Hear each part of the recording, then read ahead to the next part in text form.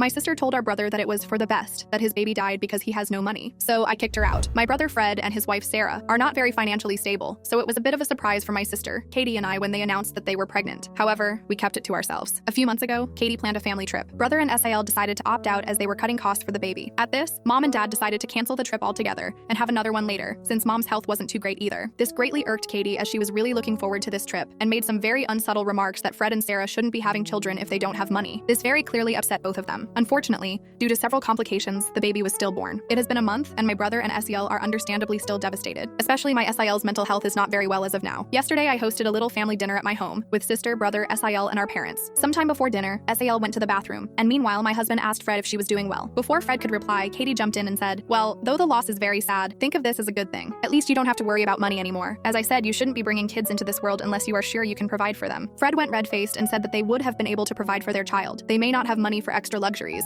but they would do everything for their child. He was almost crying and purple with anger, so I quickly dragged Katie away to the kitchen and demanded what had possessed her to say something so insensitive. She got incredibly defensive and said that she had made a very practical observation, and she was 100% correct. It was better to see straight than be clouded by emotions. By that time, Sarah had come out of the bathroom and was shocked to see Fred in tears. She kept on getting hysterical and asking what was wrong. I knew that Katie's presence would ruin things further, and I asked her to get out. She looked incredibly hurt and angry, but went out anyway. Fortunately, our parents were late and didn't have to see the whole spectacle. When they came home and found out what had happened, they were shocked and upset at Katie too. But Mom thinks that perhaps I shouldn't have kicked Katie out like this. Ada, update. I called Katie and told her that what she had said was extremely callous and insensitive. I told her that her personal opinion was something she should have kept to herself. Frank and Sarah had been excited to have a baby for 9 whole months and had already started loving him even before he was born. They had prepared extensively for him, kept their house ready to welcome him, all to find out that he did not make it. Katie still refused to understand and stood by what she had said. I don't know for sure what prompted her to act this way, but I think it is because she has always resented Frank. He is the eldest of us and was quite bright at school. My parents by no means showed favoritism towards him, but I understand that Katie might have felt that way. When Frank and Sarah announced their pregnancy, Mom and Dad gushed over them a lot, and the fact that Katie had been promoted just days ago was forgotten. However, I still think that's no reason to make such heartless comments. We haven't had a family dinner since, and Frank messaged me 2 days after dinner to apologize for leaving midway, and thanked me for taking Katie away from Sarah. Frank and Katie haven't talked to each other yet, and the former refuses to even hear her name.